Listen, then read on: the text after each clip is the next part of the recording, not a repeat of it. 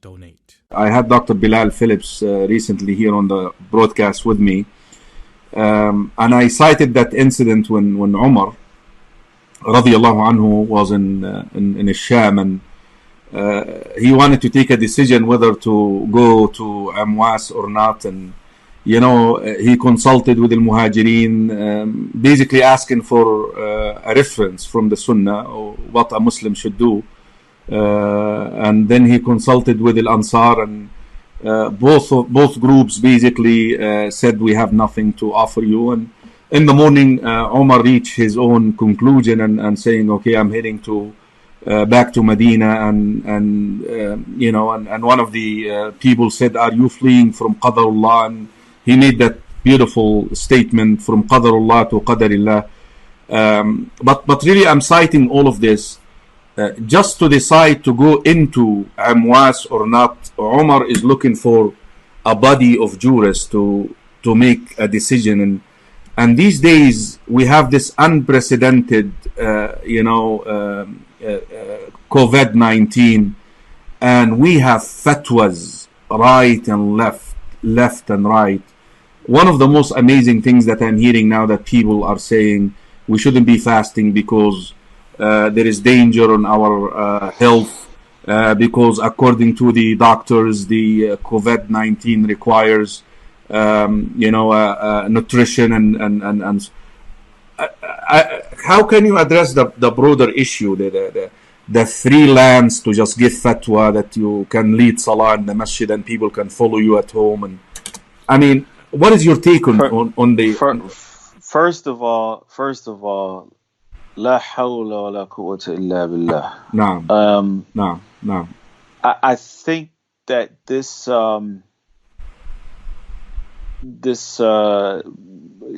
pandemic has exposed a major shortcoming,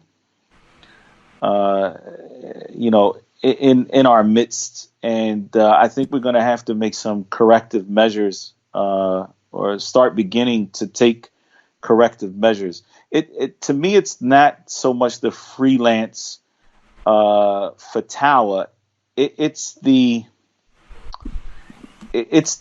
quality of the fatwa themselves, because what you see is that many of them in the same fatwa, there's a contradiction between the premises and the conclusions, the evidences and the conclusions that they are coming to based on those evidences. It's unbelievable sometimes, and I'm saying, how is it that our level of scholarship has, well, I'm not even going to say that it's dipped so low, but I think Sheikh Kareem, I think we're dealing with a broader problem. And that is that with social media, anybody can have a platform.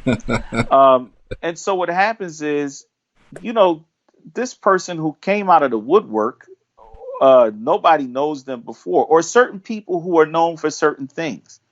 But he has a doctor in front of his name. He's actually a doctor of gynecology, for example, but he's giving fatwa in the Sharia. which is عجيب جدا يعني. الرجل ينظر طول اليوم في فروج النساء وبعدين يطلع We're not going to translate that. يفتي لنا يعني شيء غريب والله. شيء غريب.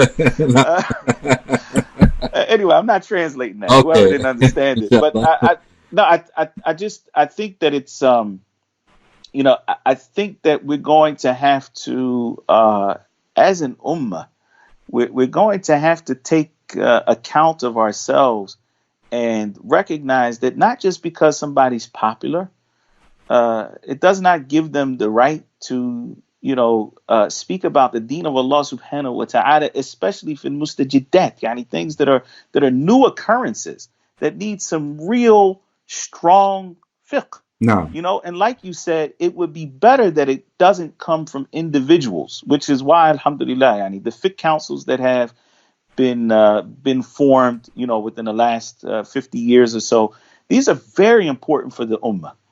And I wish that they had the ability to address some of these issues a bit more quickly. So that it would shut down some of the unsaf talabat al-ilm, those people who are not even really strong students of knowledge, but they put themselves out there because there's a void that needs to be filled. So, this again is a bigger issue. I think some of us are going to have to take responsibility for addressing these issues more quickly.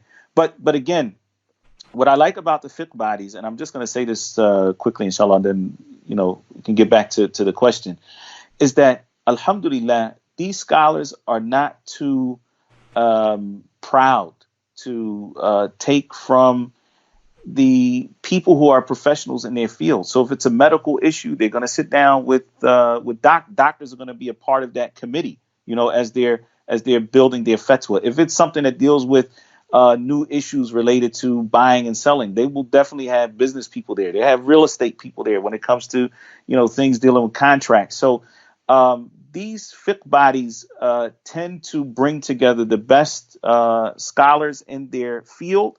And then when it comes to specific issues, they are well informed about those issues and are able to make, they're able to make fatwa that are relevant and correct. Alhamdulillah.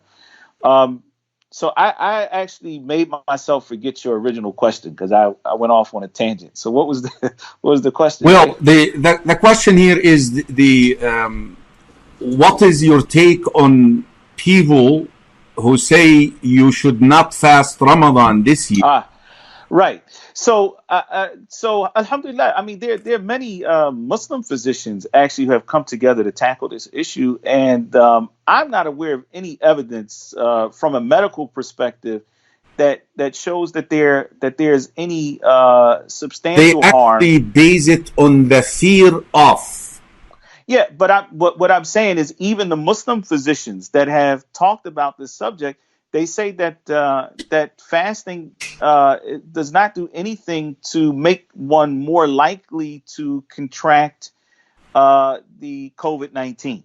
That there's no evidence that shows that fasting would make one more likely to contract. And so therefore, in the absence of that evidence, then we go with the default position, which is that we have to fast, and we can't take this fast lightly. This is min mabani al-Islam. It's from the foundations of the deen, what the scholars later called arkan al-Islam, right? The pillars of Islam. Even though the Prophet ﷺ didn't use that terminology. He said, buni al-Islam wa ala khams. Yani Islam is built on these things. So this is a foundation of our deen. We can't just leave off a foundation of the deen because of the fear of something that is khawfun wahmiyun aslan. Yani it's an imagined fear. It's not even something that is substantiated. And Allah subhanahu wa ta'ala knows best. That's what I know from the physicians. And if there's medical evidence to prove otherwise, then I'm open to hearing that medical evidence.